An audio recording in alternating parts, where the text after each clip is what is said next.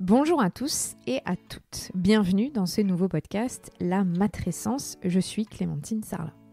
Alors, petit rappel pour celles et ceux qui découvrent la matrescence, c'est en fait la contraction du mot maternité et adolescence.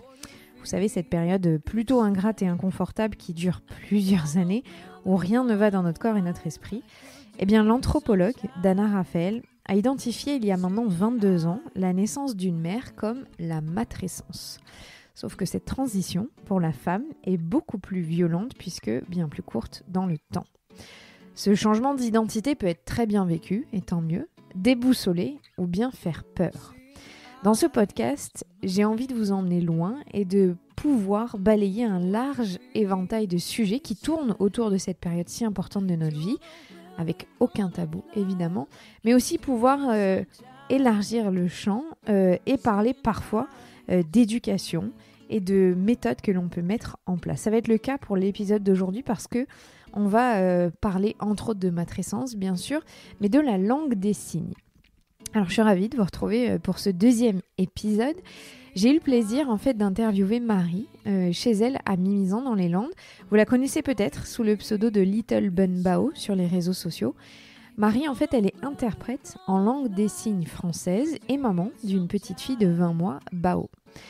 Alors j'ai voulu parler de ce sujet parce qu'une partie des difficultés ressenties en tant que parent dans les 18 premiers mois, on va dire, de l'enfant, eh bien, ça réside dans le fait qu'on ne les comprend pas.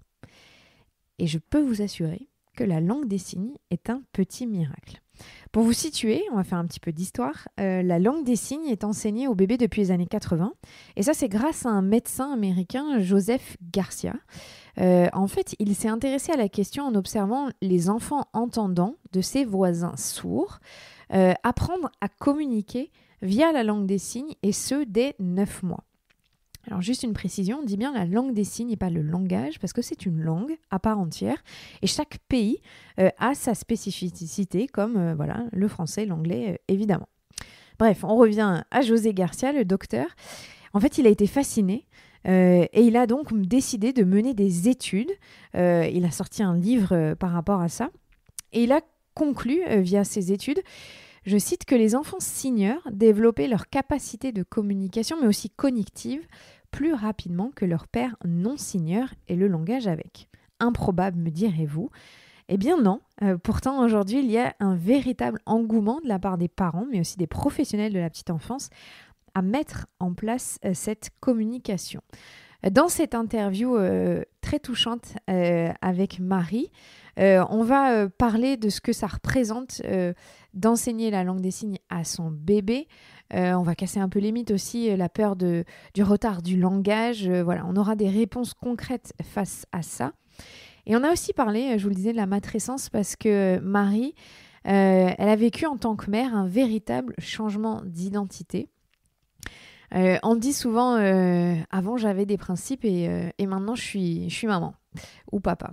Et ben c'est exactement ça ce qui s'est passé avec Marie. Je vous laisse découvrir l'épisode. Très bonne écoute à vous. Déjà, merci beaucoup d'avoir accepté mon invitation, Marie. Je vais te poser une question que je posais à tous les gens dans ce podcast. Est-ce que tu connais le mot la matrescence ? Absolument pas. T'avais jamais entendu parler de ce mot ? Je n'avais jamais entendu parler de ce mot. Ouais, t'as eu l'impression d'expérimenter ce changement très fort quand t'as eu ta fille. Donc tu as une petite fille qui s'appelle Bao. Oui, c'est ça. Et j'ai vécu, oui, des énormes changements dans... Ça a été un véritable séisme. Donc forcément, ça peut faire penser à la période de l'adolescence où beaucoup de choses bougent. Et pour la naissance de Bao, oui, au moment de la grossesse, puis jusqu'à son arrivée, les mois qui ont suivi, et puis je pense tous les jours, j'apprends et tous mes fondamentaux changent. Donc aujourd'hui, elle a 21 mois et tu as la sensation que tu es encore dans cette adolescence de maman où on est remis en question tous les jours, il faut le dire, avec les enfants. Est-ce que tu as eu la sensation, qu'on t'avait informé que ça serait un tsunami ou un séisme, ou tu l'as pris en pleine face ? Je l'ai pris complètement en pleine face. Je suis arrivée avec mes certitudes, j'ai un bébé, rien de ma vie ne va changer. Je vais continuer à skater, je vais continuer à sortir. Je ne serai pas de ces parents qui vont être esclaves de leur enfant. Je me rappelle dire ça à mon mari qui disait « ouais, ouais, ouais ». Et puis Bao est arrivé et il y a pas eu de négociation ni avec lui, ni entre nous. Ça a été une évidence, tout changer. Et pourtant, il est déjà papa. Donc, c'est quelque chose que lui a peut-être pu expérimenter. Mais je pense qu'à nous deux, on a pu on a pu vivre ça beaucoup plus pleinement. Mais on se l'est pris en pleine face, oui. Bon, alors c'est bien. Au moins, je me dis que ça va avoir un sens de parler de ce phénomène qui est commun en fait à tous les parents. Et c'est drôle parce qu'ils ont montré que c'était sur le papa et c'est aussi sur les parents adoptifs. Donc évidemment, nous les femmes, on a une dimension physique parce qu'on l'a vécu dans la grossesse. Mais voilà, juste être parent, c'est un chamboulement et c'est important, je trouve, qu'on en parle. J'ai voulu venir te voir parce que je t'ai découvert via Instagram. C'est quelqu'un qui m'avait recommandé ton compte parce que tu es maman, mais tu es surtout interprète langue des signes. Et tu animes un compte Instagram qui s'appelle Little Bun Bao, où tous les soirs, tu montres des signes qu'on peut apprendre aux bébés et aux enfants aussi, et aux parents, pourquoi pas. Merci d'ailleurs, parce que j'ai appris plein de choses. Pourquoi est-ce que tu as voulu créer ce compte ? Parce que j'imagine que ce n'était pas la base de ton métier de faire les signes pour les bébés, notamment. Alors, le compte, il a été créé à la suite de ma grossesse. Je n'avais pas ce compte Instagram pour ma grossesse. Et j'étais dans un groupe de mamans. On était toutes des mamans de juillet qui attendaient un petit bébé. Donc, on se pushait toutes. On était là, on discutait, on se rassurait. Les bébés sont nés. Et beaucoup ont commencé à s'intéresser à la langue des signes, à vouloir la mettre en place. Et on m'a demandé des comptines. Donc, une vidéo a été faite pour leur enseigner une petite comptine et j'ai vu l'impact que ça avait sur elles, sur leur épanouissement, sur les bébés. Et je me suis dit, pourquoi pas le partager aussi. Donc, je l'ai mis en place sur mon Instagram. L'Instagram avait été quand même créé à la naissance de Bao pour mettre quelques photos, pour pas saouler les copains qui font du skate et qui en avaient absolument rien à faire du bébé. Bon, ils étaient contents, mais c'était pas... Voilà. Et j'ai commencé à mettre de plus en plus de langue des signes et ça a plu. Ça a résonné dans pas mal de cœurs de parents et au niveau de pas mal de bébés aussi. Alors, tu as une compétence, on peut le dire, inestimable pour les futurs parents. J'en fais partie, donc oui. Est-ce que tu peux nous expliquer pourquoi est-ce que la LSF, donc c'est la langue des signes française, est indispensable aux enfants, aux petits ? Alors, elle est très importante pour les enfants et pour les parents parce qu'elle permet aux enfants très tôt de communiquer leurs besoins. Ils peuvent expliquer qu'ils ont faim, qu'ils ont froid, qu'ils en veulent encore, que l'activité qui est en cours, il faut qu'elle se termine. Et ça permet d'éviter un bon nombre de frustrations. Ça permet aux parents de comprendre leur enfant. Ça lie le parent à l'enfant, mais aussi que ça soit la nounou, parce que ça s'applique un peu à tout le monde, aux grands-parents, etc. Et ça lie et ça permet un épanouissement. Et ce lien toujours au maternage, c'est cette prise en compte des besoins de l'enfant qu'il peut, à travers ses mains, expliquer avant l'acquisition de la parole qui arrive plus tard. Est-ce que tu en étais déjà persuadée avant d'être maman ou c'est en élevant Bao tu t'es dit « Ah oui, non, mais c'est effectivement, ça devrait être enseigné partout ». J'avais croisé une maman, je devais avoir à peine 20 ans. Elle l'utilisait avec son bébé qui avait 8 ou 9 mois et je l'avais vu signer. Je m'étais dit « Waouh !» C'est quand même assez fou. Et c'était il y a quand même longtemps, hein. C'était il y a bien 13 ans. Et donc, voilà, ça m'était resté en tête comme quoi c'était utilisé. Après, moi, j'en ai fait vraiment mon métier en tant qu'interprète en langue des signes en travaillant auprès des sourds. J'avais pas de lien avec la langue des signes bébé. Et quand Bao est né, je commençais à tout câbler. Communiquer avec les mains semblait une évidence aussi pour elle, tout simplement. Et du coup, on a mis ça en place. Et forcément, en fait, ce que tu proposes aux parents, j'imagine, c'est ce que tu découvres en même temps que Bao avance en âge et les signes dont elle a besoin. C'est ça se fait chronologiquement? Complètement. Je ne suis pas de livre ou quoi que ce soit. Je l'observe et je vois les signes qui marchent. Je vois sa demande. Le encore. Voilà. Pour ceux qui ne connaissent pas, regardez les vidéos encore. Le encore est très, très présent. Et il n'y a pas de trame préécrite ou quoi. Je l'observe et en fonction de ce que j'observe, je dis ici ce qui marche c'est ça, essayez-le. Et c'est des choses qui font écho, qui résonnent auprès des parents et ça a l'air de bien se mettre en place. En tout cas, ça marche bien. Est-ce que tu penses que c'est aussi une façon de pouvoir inclure plus la communauté sourde et malentendante en France, de voir qu'il y a plein d'enfants, parce qu'il y a quand même une belle génération qui va arriver, on est de plus en plus sensibilisés à cette question du langage, de l'inclusion. Est-ce que tu ressens déjà les effets? Il y a des sourds qui reviennent vers toi par rapport à ça? Il y a pas mal d'effets très positifs, ne serait-ce que dans les rencontres que l'on fait autour du maternage. Il y a des parents sourds qui viennent avec leur enfant sourd et on voit les petits enfants entendants qui signent avec les enfants sourds. On voit un pont entre deux communautés, véritablement un pont, et la langue des signes, elle est ça pour moi, et c'est quelque chose qui est moteur dans tout ce que je fais. Effectivement, le besoin de l'enfant, le maternage, etc., c'est central. Mais ce qui résonne vraiment en moi, c'est la communauté des sourds, qu'elle soit plus connue, et que des signes se propagent, ne serait-ce qu'un bonjour qui sera gardé par un enfant le jour où il croise à l'école un autre enfant sourd. C'est assez magique. Donc voilà. Comment est-ce que ça t'est venu, la passion pour... on dit bien la langue, je précise, parce qu'on ne dit pas le langage, c'est une langue. Oui. Comment ça t'est venu, cette passion pour la langue des signes? C'est venu toute petite. À la bibliothèque, à 4 ans, j'ouvrais un livre où il y avait l'alphabet en langue des signes et quelques signes de fruits et de couleurs. Donc on l'avait emprunté, j'avais tout absorbé, je l'ai gardé en moi. Et vers 13 ans, je découvre une autobiographie d'un sourd qui raconte son histoire, qui, faut le dire, l'histoire des sourds est très dure. Mmh.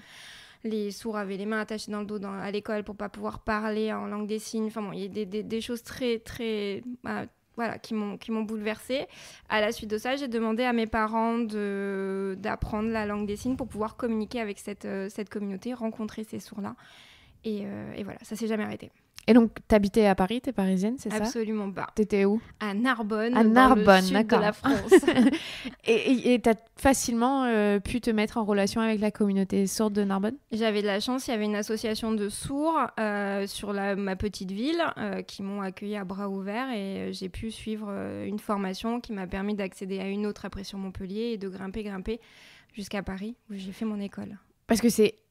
Oh, t'étais ado, oui. Je dis pas que c'est improbable, mais c'est rare, les ados qui s'intéressent à la différence et à autre chose qu'à eux. T'en as conscience? J'en ai conscience, mais je le retrouve de plus en plus chez des enfants qui me suivent sur Instagram, ou les enfants de parents qui me disent que leur ado ou leur petit de 10 ans développe vraiment une véritable passion. On me demande des ouvrages, je vois qu'il y a quelque chose qui s'allume dans certains enfants. Donc, je me sens pas si différente que ça, parce que je vois que c'est quelque chose qui plaît, qui anime. Et c'est marrant ce que tu disais que tu as découvert à 4 ans. Finalement, je dirais pas la boucle est bouclée, mais ça montre bien que tout petit, les enfants, ils sont attirés par la communication avec les mains. C'est quelque chose qui est naturel et facile pour eux. C'est ça, c'est quelque chose qui est complètement naturel. Le pointage arrive très tôt chez le bébé. Le coucou, les marionnettes, les mains précèdent les mots. Et c'est pour ça qu'il y a cet amour pour les signes. Pour eux, c'est complètement naturel, même si plus tard, la parole arrive et rien n'empêche l'autre. Oui, il faut bien le préciser, oui. Que ça ne bloque pas et ça n'empêche pas le déclenchement de la parole, bien au contraire, parfois. Oui. Moi, je le vois, ma fille, elle parle bien, elle n'a pas de souci, et elle signe bien encore. C'est ce qu'on disait un peu, mais j'imagine que tu as de plus en plus de demandes de parents sur la thématique. Est-ce que tu hallucines un peu de voir l'engouement que ça prend, cette aptitude pour développer la langue des signes pour les petits? Je suis très surprise. En une année, ça a explosé. Ça a réellement explosé. Et ce qui est chouette aussi, c'est que la langue des signes a explosé chez le bébé et non pas le baby signs, qui est des signes qui sont modifiés, qui ne viennent pas de la langue des signes. De plus en plus, tout converge vers la langue des signes qui est utilisée aussi dans les crèches, etc. Des crèches se forment, elles se forment à la langue des signes. Les nounous, les mamies, c'est assez fou cette histoire. T'es fière de te dire que t'as un petit impact sur la communauté sourde? Ouais, je sais pas si j'ai réellement un impact, mais en tout cas, j'impulse ça, je le donne, je le mets à disposition. Les gens y puisent, mais je suis surtout fière des gens qui viennent à puiser là-dedans, d'avoir cette ouverture d'esprit. Et c'est surtout que le maternage aussi se propage, c'est corrélé. Donc c'est cool pour les sourds, mais c'est aussi cool pour ces enfants qui sont élevés dans le maternage et dans la prise en compte de leurs besoins. Oui, c'est-à-dire que quand tu dis ça, c'est qu'on enlève beaucoup de frustration à un enfant quand on est capable de communiquer avec. On enlève beaucoup de frustration à l'enfant, on se met aussi à sa hauteur, on s'adapte à sa manière de communiquer et il y a une position de la part de l'adulte qui n'est pas forcément présent dans les traditions au niveau de l'éducation ancienne, quoi. Pour suivre beaucoup ton compte Instagram, il n'y a pas que la langue des signes, tu parles beaucoup de maternage. Alors ça me fait sourire ce que tu disais au début du podcast où tu disais que tu avais plein de certitudes. Bon, c'est ce qu'on dit, hein. Avant j'avais des certitudes, maintenant je suis parent. C'est ça. C'est vrai. Mais tu avais quand même du coup une vision très éloignée. Parce que tu disais que tu continueras à faire ce que tu veux, à sortir, tu ne serais pas esclave de ton enfant. Mais finalement, c'est pas du tout être esclave de son enfant que de l'écouter. On est bien d'accord. Hein, c'est des termes qu'on utilise quand on n'est pas parent. Est-ce que tu penses que prôner ce type aussi d'éducation, c'est aussi important de le faire à travers ton compte? Oui. C'est important de montrer à travers mon compte qu'on peut être parent rigolo et soi-même et aussi prendre en compte les besoins de l'enfant. Les choses ne sont pas opposées. Justement, il y a une philosophie et quelque chose qui apaise en fait de s'écouter, d'écouter son enfant. On est en paix avec soi et c'est quelque chose que j'essaye de donner dans ce compte. Dans mon compte, j'essaye de pouvoir expliquer tout ça, du moins le montrer et puis qui veut suit. Oui, c'est sûr. Au moins sur Instagram, on force personne. Ouais. Tu proposes, les gens disposent. On en a un tout petit peu parlé au début, mais ça a changé quoi la naissance de Bao dans ta vie? Tellement de choses. Ça a changé ma place en tant que personne. On est très centré sur soi-même avant d'avoir un enfant, nos besoins, tout passe en premier. Même si on peut, ça dépend des personnalités, mais en général, on est au centre de soi. Et quand Bao est arrivé, mais j'ai été capable de me gommer complètement, de ne plus dormir la nuit parce que c'était un bébé qui avait des reflux, etc. Donc elle ne dormait pas la nuit. Enfin si, elle dormait sur moi si j'étais assise. Donc j'étais capable de ne pas dormir. J'ai appris énormément. J'ai tout remis en question. Toute mon éducation a été remise en question. Et j'ai compris... j'ai été élevée dans une éducation très traditionnelle, dans des violences éducatives ordinaires. Même si j'avais une maman très aimante et qui s'occupait très bien de moi, il n'empêche que les années 80, on était dans quelque chose, dans une éducation beaucoup plus à la dure. Et j'ai compris, en élevant Bao, en écoutant mon cœur de mère, que ça n'avait pas été le cas de ma maman, qui a plutôt écouté des conseils poussiéreux. Et ça m'a fait comprendre mes failles à moi. Ça m'a permis de comprendre mon manque de confiance, mes peurs, mes angoisses, mes troubles du sommeil, plein de choses dont j'étais incapable de trouver le point de départ. Aujourd'hui, je sais d'où ça vient et je suis en paix avec ça. Et ça me permet d'être très épanouie en tant que personne et aussi en tant que maman. Finalement, ce que je nomme la matrescence, donc ce chamboulement qui est hormonal aussi, hein, Oui. on le dit aux futures mamans, aux futurs parents, c'est normal. Mais il y a réellement quelque chose qui se passe dans le cerveau, les études l'ont montré. On en discute très peu en France. J'ai encore téléphoné avec une neuroscientifique et canadienne qui vit en France. Elle m'a encore confirmé que voilà, c'est pas du tout un champ qui est exploré en France et c'est dommage qu'il y ait un manque de moyens. Mais ça permet juste d'expliquer, de mettre des mots sur ce qu'on vit en tant que parent et qu'il n'y a rien d'anormal. Mais c'est beau, toi, ce que tu dis, parce que en fait, t'expliques que tu t'es trouvé finalement à travers ce tsunami, ou je sais plus comment tu disais. Complètement. J'ai aussi une part de moi qui a l'impression d'avoir un peu gâché sa vie, d'avoir attendu si longtemps pour faire un enfant. Parce que le jour où Bao est arrivé dans ma vie, je me suis trouvée. Et je pense que c'est quelque chose que j'ai cherché pendant des années. C'est quelque chose qui m'est apparu quand elle est arrivée, au fil des jours. Hein, ça n'a pas été non plus la révélation. C'est pas l'heure d'après. Non, voilà. Mais les jours, les semaines qui ont passé, il y a un apaisement qui s'est fait. Et c'était quand même inespéré. Parce que j'avais toujours erré, il me manquait quelque chose dans la compréhension de ce que j'étais, dans mon épanouissement dans ma vie, en tant que personne. Hein. Et voilà, il manquait d'être mère, tout simplement. Est-ce que c'est perturbant aussi d'avoir cette pensée à la base? Je sais pas si tu es féministe ou si tu penses à ça, mais je sais que personnellement j'ai ressenti ça, de se dire oui, c'est génial d'être mère. J'ai l'impression que c'est toute ma vie, mais en même temps, je me bats pour les femmes, pour qu'on soit indépendante. C'est difficile aussi pour toi, tu l'as ressenti comme ça? C'est difficile et ça ne l'est pas parce que, effectivement, tous mes propos féministes avant d'avoir Bao n'ont plus rien à voir avec ce qu'ils sont aujourd'hui. Pour moi, la puissance de la femme, elle est dans le fait d'être aussi mère, de nourrir notre enfant. Alors, tout en prenant en compte si on est OK avec ça. Une femme qui ne veut pas allaiter son enfant ou qui ne veut pas se sentir esclave ou je ne sais quoi, voilà, libre à chacune. Mais je sais que moi, le féminisme aujourd'hui résonne en étant...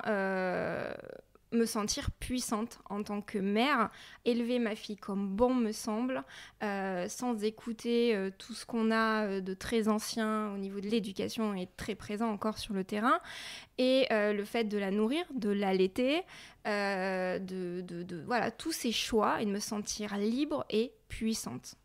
Et parce que tu allaites encore Bao, oui. Elle a 21 mois, oui. Encore, c'est un allaitement long. Exactement. Ça, c'était un choix avant grossesse ou c'est en venant après? Ça fait partie du tsunami. Hein. Non, du tout. Je ne me voyais pas allaiter. Je n'ai jamais vu, je pense, de femme allaiter autour de moi. Ma maman ne m'a pas allaitée. Et ça, c'était pas du tout... j'avais jamais pensé à ça. Pour moi, un bébé, c'était un biberon. Il n'y avait pas le sein maternel pour le nourrir. Pas que je trouvais l'allaitement vieux ou je ne sais quoi, il n'y avait même rien au niveau de l'allaitement, c'était vide, je n'avais aucune conception de l'allaitement.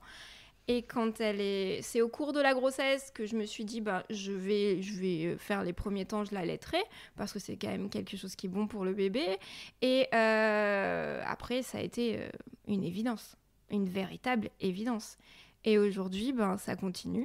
Et je l'écoute à elle, le jour où elle arrivera à son sevrage, ou elle préférera je ne sais quel lait, ou peu importe, voilà. Mais aujourd'hui, voilà, elle est encore allaitée, et c'est quelque chose de très épanouissant aussi, pour elle et pour moi. Et ça t'aurait pas pensé avant? Non, pas du tout. J'ai lu dans un article que tu mentionnes que tu as eu une doula. Je pense... Alors moi, je sais très bien ce que c'est, mais je pense qu'en France, il y a une personne sur 100 qui sait ce qu'est une doula. Pourquoi ce choix? Là aussi, c'est très inhabituel en France. Hein. Alors, le choix de la doula, j'avais de la chance, c'était une amie. D'accord. Donc, je la voyais rayonner dans son métier. Je ne savais pas trop à quoi tout ça correspondait. Et c'est en étant enceinte que j'ai découvert toute la sphère de la doula, toute sa place dans un bouleversement hormonal, physique qui secoue, parce que la grossesse aussi secoue énormément une femme. Elle était ce contenant, elle était cette chose autour de moi qui m'apaisait et qui a su m'accompagner tout au long de ma grossesse, me conseiller, répondre à mes questions. et permettre aussi de vivre mon accouchement à 200%, impliquant le papa. Et voilà, c'est vraiment quelque chose que je recommande, les doulas. C'est aussi rendre la puissance à la femme, sa liberté d'accoucher comme elle veut, de vivre sa grossesse comme elle veut, de faire tous les choix qu'elle désire, tout simplement. Oui, pour ceux qui ne connaissent pas les doulas, il y aura un épisode avec une doula pour bien expliquer ce que c'est le rôle, ou même les assistantes périnatales. Qu'est-ce que tu aurais aimé savoir avant de devenir maman ? Qu'est-ce que j'aurais aimé savoir avant de devenir maman ?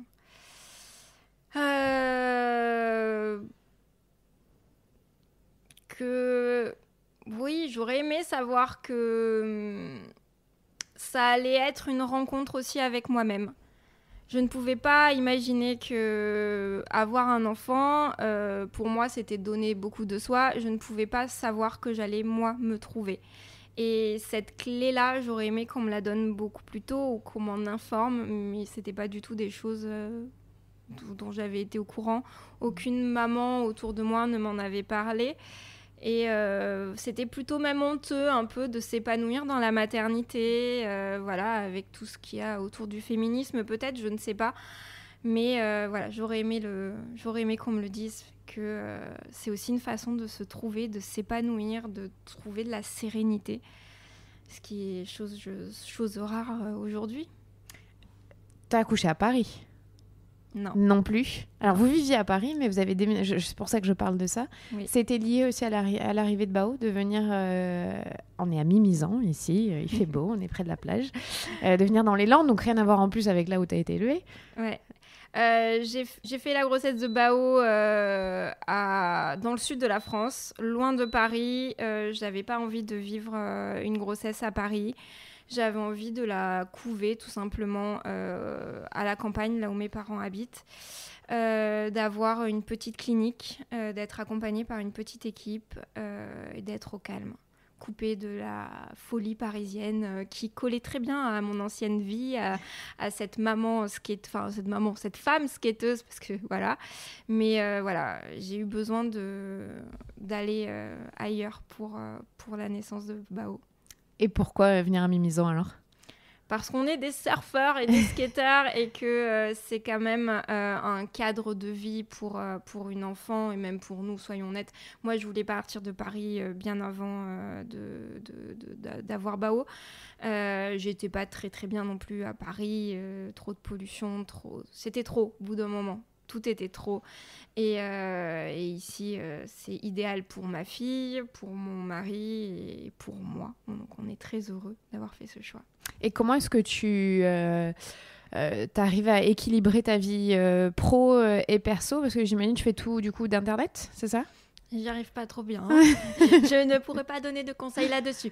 Non, on est dans... Ouais, non, je travaille beaucoup. Je travaille la nuit, je travaille dès que je peux. Donc, je garde... Enfin, on a Bao à la maison. Donc, on se relaie avec mon mari et on travaille tous les deux à la maison. Mais c'est sport. Ah ouais, j'imagine. Parce que quand ils sont tout petits, les gens pensent à chaque fois c'est le plus dur. En fait, non, on peut plus travailler quand ils sont petits que maintenant. Non, là, c'est intense et elle a besoin qu'on soit présent, elle a besoin qu'on assiste à tout ce qu'elle découvre et tout ce qu'elle fait. Donc, on essaye de lui donner au maximum tout ça. Mais ça sous-entend que dès qu'elle dort, le soir, on travaille. Voilà, sur le bain, quand c'est mon mari qui lui donne, moi, je travaille. On travaille en poste, où on fait de la recherche en même temps qu'on cuisine. Enfin, c'est multitâche, quoi.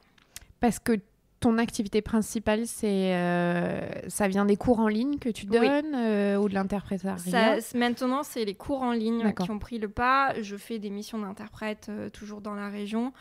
Je les réduis au maximum parce que déjà pour Bao, je préfère travailler à la maison.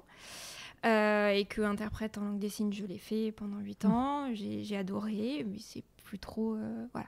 C'est plus trop... Il n'y a plus cette flamme folle que j'ai eue de courir partout et d'aller sur les conférences, etc. Donc aujourd'hui, on est plus sur les cours en ligne, sur toute mon implication sur Instagram, sur tous les projets qui sont à côté. Et tu arrives à trouver un équilibre financier via les réseaux sociaux et ta chaîne YouTube pour pouvoir vivre de ce que tu fais Ouais. On arrive avec mon conjoint parce que mon conjoint lui travaille, il travaille, il a plusieurs projets donc ça va, mais on arrive à un petit équilibre qui nous permet tout simplement de vivre et de profiter tout simplement. Voilà. Donc ça te convient la vie après la naissance de Baouda, parce que tu as changé finalement d'orientation professionnelle dans le même dans le même sujet, mais ça t'intéresse plus de la même manière. Ça m'intéresse plus de la même manière. Je pensais pas un jour que ça arriverait, mais je continue malgré tout à garder ce lien auprès de la communauté des sourds. Les cours continuent Enfin voilà, il y a toujours cette langue des signes qui est là, la communauté des sourds, et plein de projets que je fais en parallèle qui me ramènent toujours à ce que j'ai dans le cœur, c'est la communauté des sourds. Donc ça, c'est bien. Tu arrives à allier les deux, finalement. Oui. C'est ça que tu as réussi à faire. Est-ce que tu as ressenti cette solitude qui peut parfois envahir les toutes nouvelles mamans ? Alors ça, oui. Ça, je l'ai vécu. Et c'est quelque chose aussi qui a motivé la création du compte Instagram. J'avais besoin, au tout début, je ne postais pas grand-chose, mais je suivais des mamans. Parce que je n'avais pas d'image de maman qui allaitait autour de moi, donc je ne savais pas ce que voulait dire l'allaitement, je ne savais pas ce que ça représentait, est-ce que j'étais dans le juste ou complètement dans un don de moi-même au point de m'oublier et de me perdre, est-ce que les nuits blanches que je vivais étaient normales, est-ce que les pleurs de ma fille, est-ce que ce côté où je prenais très en compte tout ce qu'elle manifestait, que je ne l'ai jamais laissé pleurer volontairement, voilà. Donc j'avais besoin de voir comment ça se passait à côté, et c'est sur Instagram que j'ai trouvé ça, et ça m'a guidée, ça m'a réellement guidée. Ça a gommé une partie de la solitude que tu ressentais ? Ouais, ça a gommé une partie de la solitude parce que j'ai échangé, j'ai pu discuter. J'ai pu me rendre compte que tout était normal, qu'on vivait à peu près toutes les mêmes choses. Et du coup, j'ai moins eu besoin d'être entourée concrètement au niveau social. J'étais toujours dans ma campagne avec ma mère et mon conjoint. Et en fait, ça me suffisait parce que sur les réseaux sociaux, j'avais réussi à gommer toute cette solitude qu'on peut ressentir quand on est jeune maman, au moment où tout bouge. Et toi, aujourd'hui, tu as un peu inversé les rôles. C'est-à-dire que je suis sûre qu'il y a plein de mamans qui viennent sur ton compte pour se sentir moins seules, qui doivent partager avec toi leurs histoires. Parce que tu postes évidemment tous les soirs, j'explique aux gens des signes dans tes stories, mais tu fais des très longs posts où tu es très personnel, où tu partages ce que ça peut être d'être maman et les défis et les bouleversements. Ça te touche de voir que tu touches les gens ? Ça me touche beaucoup de voir que ça touche les mamans et les papas aussi, parce qu'il y a de plus en plus aussi de papas qui lisent. Mais c'est aussi un boomerang dans le sens où ça amène toujours une conversation, ça amène toujours un échange, et c'est toujours des choses qui me nourrissent. Et j'ai pas du tout fini d'apprendre, et je suis pas là pour donner des leçons ou quoi que ce soit, c'est juste un partage d'expériences que je dépose. Qui veut s'y retrouve, et ça lance toujours des débats, des échanges très enrichissants pour moi. Donc je continue encore et encore à apprendre aujourd'hui, même si ça fait écho dans le cœur de certaines mamans qui sont toutes nouvelles mamans, qui sont en train de vivre un tsunami, et ça fait plaisir de me dire que je peux aider. Et qu'est-ce qu'on te pose le plus comme question ? Les nuits. C'est vrai que tu en parles beaucoup du sommeil. Ouais, le sommeil de l'enfant revient beaucoup. Après, tout ce qui est autour de la langue des signes. Mais si vraiment il y a un thème qui revient beaucoup, c'est ces mamans qui ne savent pas si elles doivent s'écouter ou écouter l'entourage. Et je pense que s'il y a un seul conseil à donner aux mamans, c'est celui-ci: écoutez-vous. Écoutez votre instinct, c'est vraiment quelque chose que je dis régulièrement, parce que ça m'a été donné par mon amie Doula. Elle m'a dit avant la naissance: écoute toujours ton cœur de maman. Et cet instinct-là, il faut jamais le lâcher. Donc j'essaye de tout ce qu'on m'a appris à le retranscrire et le redonner aussi. Quand elle t'a dit ça, tu t'es dit oui, on verra bien. Et c'est ça ou tu avais déjà conscience quand même ? J'avais déjà conscience, parce qu'on a des angoisses pendant la grossesse. Et elle m'a dit de les entendre. que si un jour, voilà, je sentais très mal quelque chose, de me dire, écoute-toi. Et c'est quelque chose d'ailleurs qui, à la clinique où j'ai accouché, on m'avait dit qu'on prenait aussi en compte beaucoup les intuitions des mamans. C'était peut-être le seul domaine médical où ça avait sa place, l'intuition de la maman. Donc voilà, ça n'a pas été... j'ai accueilli ça quand elle m'a donné ce conseil-là et j'ai tenté de bien l'appliquer. Mais c'est vrai que c'est à la naissance de Bao que ça a beaucoup plus explosé. Ça a pris tout son sens. Ça a pris tout son sens. Tu l'as dit au début du podcast qu'avec ton mari, vous étiez là, oui, on va toujours faire la fête, sortir. Comment tu as réussi, ou est-ce que lui aussi, il a pris le pas direct par rapport à ce que Bao vous a provoqué chez vous, ou ça a été une discussion entre vous? Je dirais pas que ça a été une véritable discussion, ça a été aussi une évidence pour lui. C'est quelqu'un de très patient et qui est dans quelque chose de très naturel. Il n'a pas d'a priori trop sur ce sujet-là. Donc on s'est laissé porter. Il m'a fait confiance aussi. Et il m'a très vite dit qu'il était très épanoui là-dedans, dans le fait d'écouter Bao. De la paterner. De la paterner. C'est un papa qui porte beaucoup, qui a une place très importante, peut-être comme tous les papas, mais c'est vrai que il la porte, il joue, il est très très investi dans tout ce qui est autour de sa fille. Et finalement, ce grand bouleversement, c'était pas si violent que ça. Ça a été une évidence. Tant mieux, si c'est une évidence pour tout le monde, il y a moins de problèmes dans le couple et la famille. Mais ça peut effectivement poser des soucis s'il y en a un qui ne le vit pas de la même manière, ça peut être compliqué. Comment est-ce que tu vis l'opinion de l'entourage ? Ça a été difficile de faire barrage, ou t'avais tranché en disant tu t'écouterais ? J'avais déjà tranché en me disant, je crois qu'en fait, les gens ont beaucoup d'avis sur tout, et en fait, peut-être qu'ils y connaissent rien. Donc très tôt, je me suis moi informée, j'ai suivi ces mamans à la naissance qui m'inspiraient, et j'ai réussi à fermer un petit peu les écoutilles et être préparée justement aux réflexions sur l'allaitement, sur la langue des signes, sur le cododo, sur le portage. On était servis en termes de... Attention, ça va faire ci, attention, faites pas ci. Et on a réussi à très vite bloquer les discussions en disant c'est notre fille, on fait comme on le sent. Et puis c'est comme ça. Et c'est marrant parce que autant sur le cododo, l'allaitement, le portage, on a tous entendu qu'on allait faire des capricieuses. Mais sur la langue des signes, c'est drôle que les gens réagissent négativement. Ça arrive beaucoup. Ça leur fait peur ? Ça leur fait peur. Ça fait peur sur l'acquisition de la parole. En France, on est sur quelque chose de un enfant à tel âge il marche, à tel âge il parle, à tel âge il doit avoir acquis tant de choses. Voilà, on est sur des compétences qu'on coche. Et du coup, ça fait peur au niveau de la parole. On se dit, les gens souvent qui sont pas trop informés sur la langue des signes se disent, mais mon Dieu, mais si j'y parle avec les mains, il parlera jamais. Et non. Mais c'est quelque chose auquel il faut répondre à chaque fois et rassurer. Et puis toi, tu expliques beaucoup que quand tu fais le signe, tu dis le mot. Bien sûr. Donc tu associes toujours la parole. J'associe toujours le signe à la parole parce que ça permet de développer surtout sa compréhension de ce que je suis en train de nommer. Les gens ont peur que ses mains prennent le pas sur le langage oral, qui est pourtant complètement naturel chez l'enfant de parler. Le cerveau est programmé pour que la voix de l'humain prenne le pas sur tout le reste. Donc il n'y a pas ce barrage-là, il n'y a rien qui empêche l'acquisition de la parole, le développement des premiers mots, mais ça reste une crainte.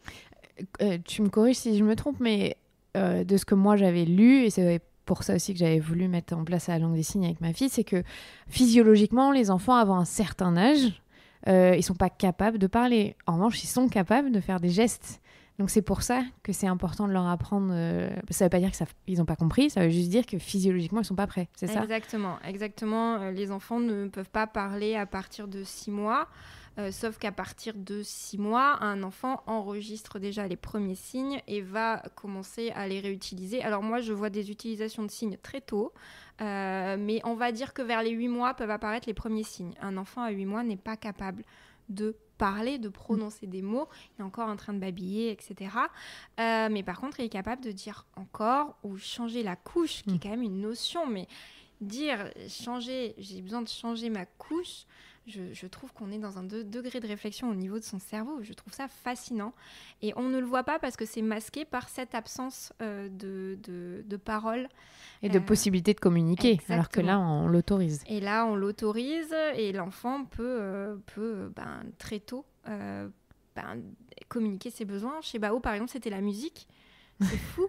C'est un de ses premiers signes, était musique, parce qu'elle adore la musique et elle avait besoin de cette musique. Mais si j'avais jamais mis en place la langue des signes, j'aurais jamais compris à 10 ou 11 mois que pour elle, la musique, c'était quelque chose qui illuminait sa vie. Même si je voyais qu'elle était heureuse avec la musique, j'aurais pas pu penser que c'était réellement un besoin si fort. Est-ce que t'es pourtant habituée à voir les gens signer ou alors apprendre? Quand ta fille a fait son premier signe, t'as été waouh! Je vais être honnête. Je ne l'ai pas vue. En fait, elle applaudissait quand à chaque repas. Elle prenait à manger, donc elle s'applaudissait.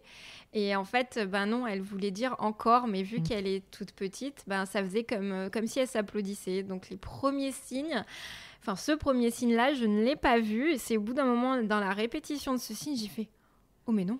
Ah, mais en fait, elle signe. Non, en fait, c'est pas que tu l'as pas vu, c'est que tu l'as pas compris tel quel. Je l'ai pas compris tel quel. Donc, j'ai mis, voilà. Donc, il y a eu un peu de honte de ma part de me dire oh, mon Dieu, j'ai même pas vu ça. Je suis professionnelle. Je suis professionnelle et j'ai pas perçu ça. Mais une fierté de se dire, ouais, en fait, ça marche parce que je le voyais sur mon enfant, de me dire, en fait, ça marche. Oui, donc finalement, tu étais convaincue dans ta pratique et ça a concrétisé tout ce que tu apprends. Tout ce que je mettais en place et tout ce que j'avais investi. Ah oui, donc c'est important de dire aux gens qui mettent en place la langue des signes que parfois, ils sont juste un peu maladroits encore et ils font des gestes. Moi, ma fille, quand elle signe maison, on dirait qu'elle s'applaudit aussi. Voilà. J'ai compris que c'était maison. Mais elle est plus grande, donc c'est plus facile. Mais tout petit, effectivement. Tout petit, oui. Ils sont sur des gestes maladroits, donc il faut observer la répétition des signes et se dire ah oui, quand ça revient souvent. Est-ce que là, c'est peut-être pas autre chose? Et quand tu dis que ça peut être très tôt, t'en as vu très tôt, c'est quel âge? Il y a des enfants à 6 mois qui signaient. C'est impressionnant. Et ça montre en fait toute la magie du cerveau de l'enfant qui à 6 mois est capable, pas par imitation, de dire j'ai besoin de changer ma couche. Dans la communauté sourde, j'imagine que c'est pas quelque chose de nouveau. Non. Donc c'est l'âge à peu près où ils signent aussi, c'est vers 6 mois, quand ils sont baignés que dans ça. Quand ils sont baignés que dans ça, non, normalement c'est 8 mois, c'est dans les 8-9 mois, voire beaucoup plus tard, parce qu'il y a tout... C'est la motricité qui va avec. Donc ceux qui veulent marcher en tout premier, ils marcheront avant de faire leur premier signe. Ceux qui ont 15 dents qui sortent, ils sortiront 15 dents. Exactement. Mais non, chez les sourds aussi, ça peut, c'est en fonction des enfants, mais il y a certains enfants qui signent très tôt. Et en moyenne, chez les sourds, ça ressort vers les 8-9 mois, les premiers signes. Qu'est-ce que tu donnerais comme conseil à des parents? Parce que je sais, on te pose souvent la question, est-ce que c'est pas trop tard? À quel âge je peux commencer? Comme conseil basique, tu donnerais à des gens qui sont intéressés pour le faire avec leur petit ou plus grand ou une famille? De se lancer en fait, de tout simplement se lancer, peu importe l'âge de l'enfant, que ça soit même dès la naissance, parce que ça fait sens pour vous, faut se lancer. Ça permet d'apaiser l'enfant par le biais des comptines et le fait de bouger ses mains, ça captive tout simplement le bébé. Ensuite, même plus tard, même à partir de 18 mois, 6 mètres, c'est absolument pas un souci. C'est l'âge où ils en ont, je pense, aussi le plus besoin, même s'il y a l'explosion du lexique qui arrive vers cet âge-là. Ils ont des mots qu'ils ne peuvent pas dire, qui sont trop complexes, et ils ont besoin encore de ces signes qui vont débloquer tant de situations. À 2 ans, c'est la même chose. On est sur des émotions qu'il faut nommer parce que c'est tellement vif. Il y a besoin de poser des mots dessus, et les signes aident beaucoup. C'est beaucoup plus spontané aussi, les signes sur les émotions. Ça peut être aussi pour des activités pour apprendre les animaux beaucoup plus tard ou pour les 4, 5, 6, 7, peu importe l'âge en fait. C'est une activité qui est ludique, qui développe la créativité, l'imaginaire, la dextérité, enfin bon. Donc je la conseille à tout âge et c'est aussi quelque chose qu'on fait avec son enfant, donc c'est un moment que l'on passe avec son enfant et ça, voilà, je pousse forcément à ça. Faites des choses avec vos enfants et amusez-vous. Moi, j'ai mes petites cousines qui ont 7 et 5 ans et qui ont une petite sœur et elles se sont mises à apprendre la langue des signes en atelier, donc elles font des comptines comme tu dis. Et c'est impressionnant parce que moi qui depuis des mois et des mois et des mois je suis dessus, je galère quand même parce que le cerveau d'adulte absorbe moins vite. Oui. Et elles, en 3 ateliers, elles signent, elles m'ont appris plein de signes, elles sont trop contentes. Et pourtant, elles sont âgées, on va dire, hein, et c'est pas grave. Tu sens que pour les enfants, c'est un truc magique. C'est quelque chose de magique, ça a ce côté magique, c'est-à-dire c'est des mots un peu codés pour eux. On arrive à se parler. C'est un secret. Voilà, c'est un secret. Et l'exploiter, le développer chez l'enfant, je trouve ça chouette. C'est quelque chose qui leur permet justement de développer d'autres choses, l'imagination, renforcer la compréhension des mots. Mais ça a ce côté très, très amusant chez l'enfant. Et forcément, en plus, ils apprennent très, très vite, quoi. Alors, je vais te mettre un petit défi. Il faut trouver un signe pour la matrescence. Tu penses que tu peux y arriver ? Tu vas mobiliser la communauté sourde qui va t'aider. C'est vraiment la contraction de maternité-adolescence. Ouais. Donc, je trouve que ce serait important qu'on ait un signe pour ce mot qui a été établi aux États-Unis, mais on a de la chance. Dans la sémantique, c'est la même chose en France, donc tant mieux. Merci beaucoup, Marie, de m'avoir accordé autant de temps. Merci à toi. J'espère qu'on va toucher des gens et qui vont se mettre à n'importe quel âge avec leurs enfants à la langue des signes. Et j'espère surtout qu'on pourra inclure un peu plus la communauté sourde et développer ça. N'hésitez pas si vous avez des questions. Le compte de Marie, c'est Little Bun Bao sur Instagram. Tu as un site web aussi et on peut acheter tes cours en ligne. T'en as quelques-unes sur YouTube gratuites. Il y a plein de cours sur YouTube. Qui sont déjà gratuites, pas mal. Mais c'est vrai que si on veut aller plus loin... S'il y a besoin d'aller plus loin, il y a les cours en ligne à télécharger et à avoir sur sa tablette, sur téléphone et l'ordinateur. Donc faites-le. Merci Marie. Merci à toi. Merci d'avoir écouté ce 2e épisode de la matrescence. Je voulais juste terminer par une petite étude qui est très récente, qui a été publiée dans la revue Science et qui montre que jusqu'à 1 an, les bébés sont capables de distinguer les gestes qui relèvent du langage et les autres. Donc ils comprennent quand on s'adresse à eux pour communiquer. Donc allez-y, n'hésitez pas, signez. Votre bébé sait que vous êtes en train de communiquer avec lui. Et dernier point qui pour moi est vraiment important, même si on l'a déjà dit dans le podcast, grâce à cet apprentissage, vos enfants et vous pourront communiquer avec la communauté sourde et ça, sincèrement, ça n'a pas de prix. Pour terminer, je vous mets en lien les articles qui parlent de la langue des signes et de ses bénéfices. Je vous mets également en lien le compte YouTube et Instagram de Marie, parce que si vous souhaitez commencer en douceur, elle a plein de vidéos pour découvrir. Si vous voulez passer au niveau au-dessus, eh bien, vous pouvez acheter tous ces cours en ligne qui sont très très bien faits.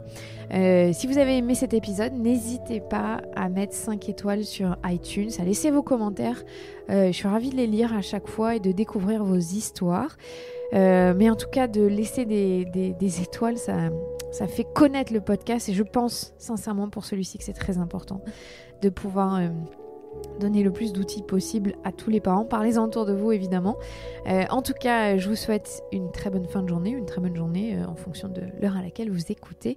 Et à très vite pour un 3e épisode dédié cette fois à la neuroscience. Au revoir.